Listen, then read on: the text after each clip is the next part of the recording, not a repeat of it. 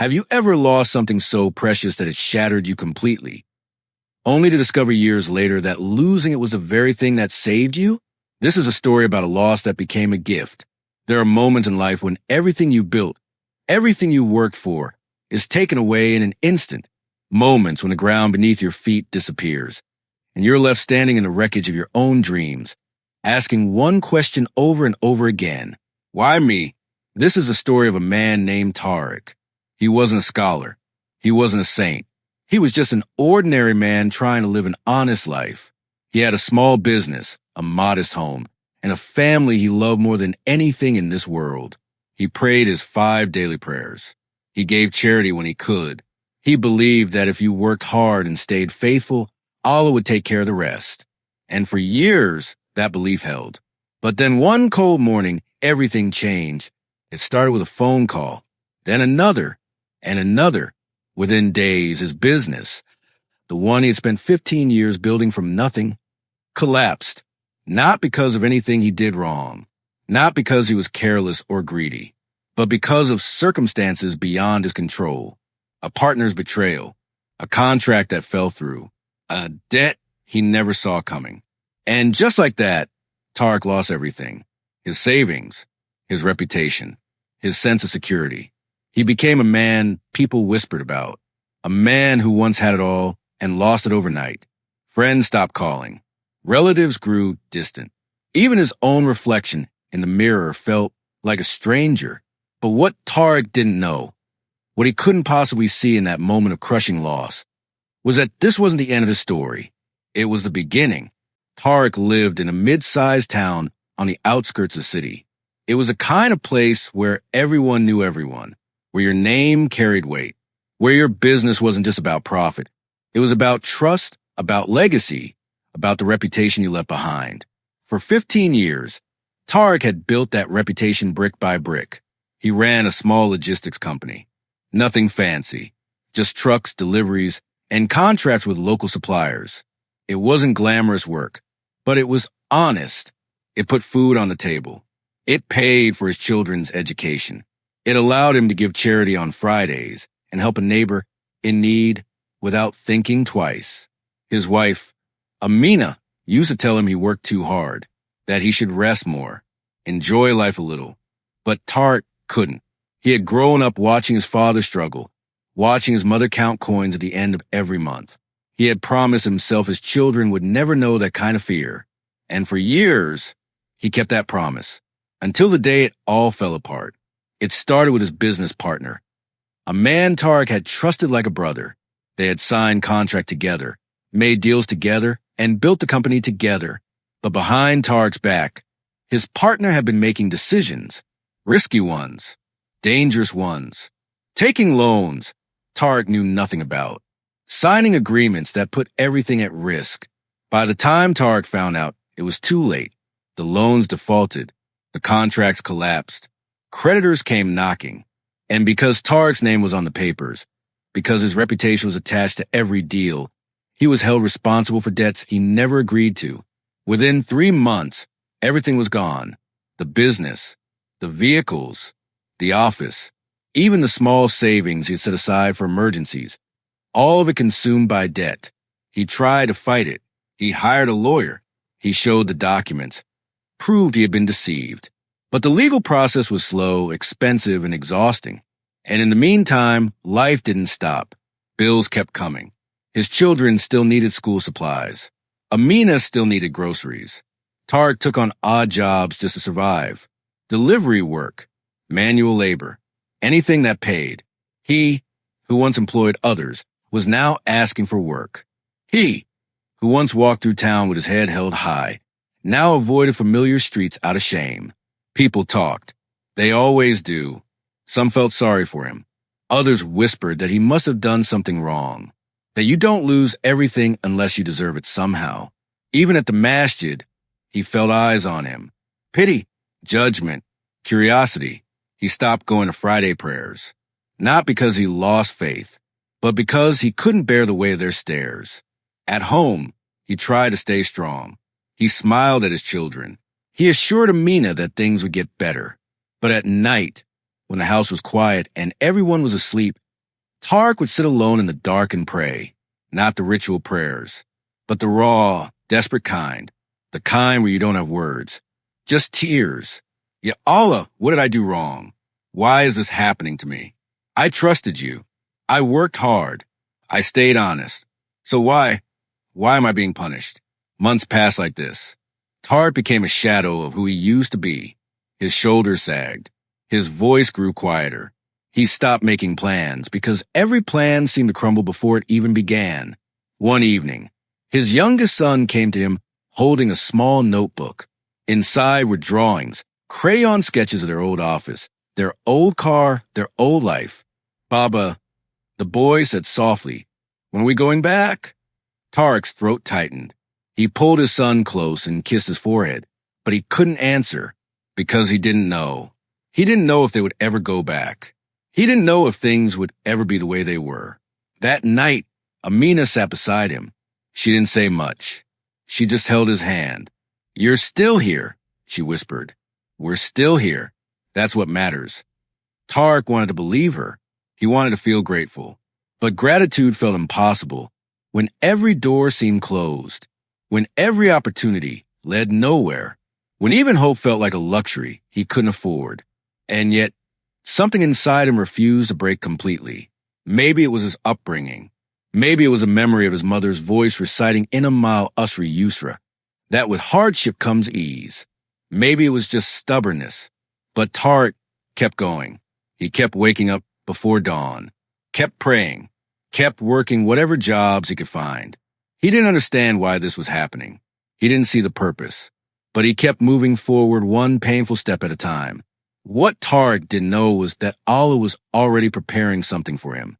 Something he couldn't see yet. Something that would only make sense much, much later. Because sometimes the greatest gifts come wrapped in the most painful losses. And sometimes what looks like a closed door is actually the beginning of a much better path. It was during those long, empty afternoons, the kind where time moves slowly and every minute feels heavier than the last, that Tariq received a message. It was from someone he hadn't heard from in years, a former colleague, a man named Hassan, who used to work in the same industry before moving abroad. They had crossed paths at trade conferences, exchanged business cards, and shared a meal once or twice. But they were never close. Just two professionals who respected each other from a distance. The message was simple. "Tariq, I heard what happened. I'm sorry. If you're still in town, I'd like to meet. I have something to discuss." Tariq stared at the screen for a long time. Part of him didn't want to go. He was tired of pity, tired of people offering help that never materialized, tired of holding on to hope only to watch it slip through his fingers again. But something made him reply. Maybe it was desperation. Maybe it was curiosity. Or maybe, just maybe, it was something deeper, a quiet whisper in his heart that said, "Go." They met at a small cafe on the edge of town. Hassan looked older, but his smile was warm. He didn't offer empty condolences. He didn't ask invasive questions. He just sat across from Tariq, ordered 2 cups of tea, and spoke plainly. "I'm starting a new venture," Hassan said. "A logistics hub, international contracts. It's bigger than anything I've done before. I need someone I can trust, someone with experience, someone who knows the business inside and out." Tariq's chest tightened. "I'm not who I used to be," he said quietly. "My reputation, my name is attached to failure now. I don't have capital. I don't even have a clean record anymore." Hassan leaned forward. "I know your story, Tariq. I know what your partner did. I know it wasn't your fault. And I also know something else. You're one of the most honest men I've ever worked with.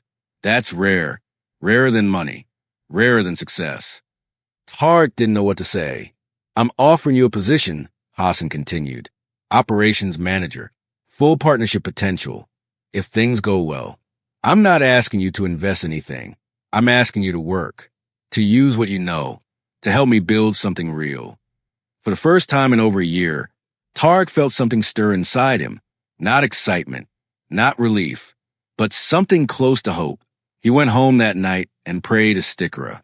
He asked Allah for guidance, for clarity, for a sign that this wasn't just another dead end. And deep in his heart, he felt peace. He accepted the offer.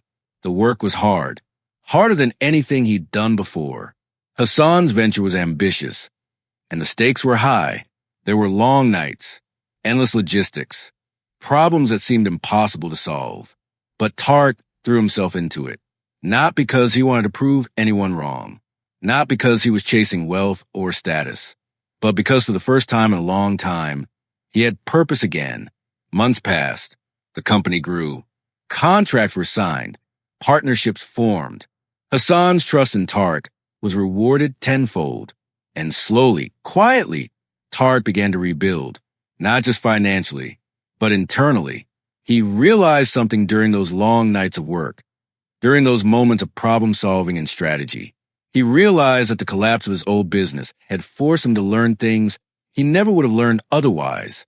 Humility, resilience, gratitude for the smallest blessings. He had learned what it meant to have nothing and keep going. He had learned the value of trust, of patience, of rely on Allah when every human door seemed closed. And he had learned something else, too. His old business partner, the one who had betrayed him, had been someone Tariq trusted blindly. He had ignored red flags. He had assumed loyalty where there was none. His success had made him careless. If the business hadn't collapsed, Tariq would have stayed in that partnership. And eventually, the decisions his partner was making would have led to something far worse.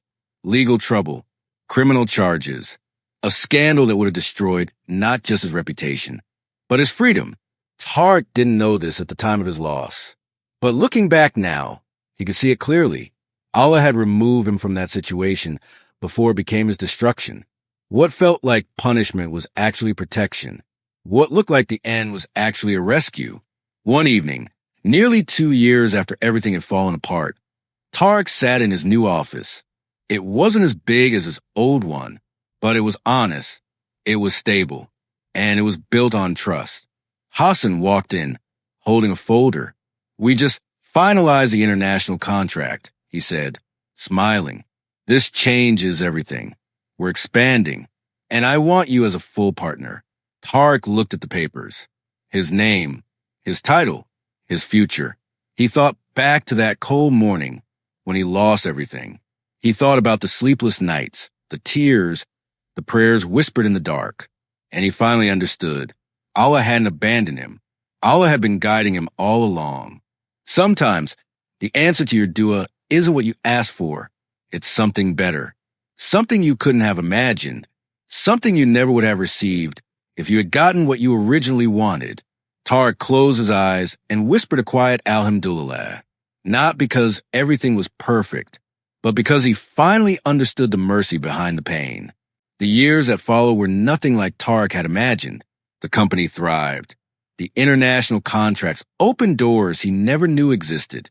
His income wasn't just stable. It surpassed anything he had earned in his old business. But more than the money, more than the success, what changed was Tariq himself. He was no longer the man who measured his worth by what he owned. He had learned to measure it by what he survived. One Friday afternoon, after Jumu'ah prayer, Tariq walked through the same streets he used to avoid. The streets where people had whispered about his failure, where he had felt the weight of their judgment with every step. But this time, he walked differently. Not with pride, not with arrogance, but with gratitude. He stopped by the masjid and sat in the quiet corner where he used to pray alone. Back when shame kept him from the main hall, he placed his forehead on the cool prayer mat and whispered words that came straight from his soul.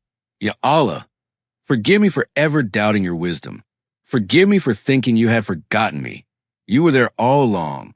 He thought about his old business partner, the man who had betrayed him. For a long time, Tariq had carried anger toward him, bitterness, resentment. But now, sitting in that quiet corner of the masjid, he realized something that almost brought him to tears. That betrayal had saved him. If his partner hadn't made those reckless decisions, Tariq would have been tied to them forever. He would have been held responsible for crimes he didn't commit. His name wouldn't have just been associated with failure. It would have been tied to fraud, to legal battles, to prison. Allah had removed him from that path before it destroyed him, and he had done it in the most painful way possible, so that Tariq would never look back. That evening, Tariq sat with Amina on their small balcony, the same balcony where he used to sit in silence, drowning in fear and uncertainty. But tonight, the silence felt different, peaceful.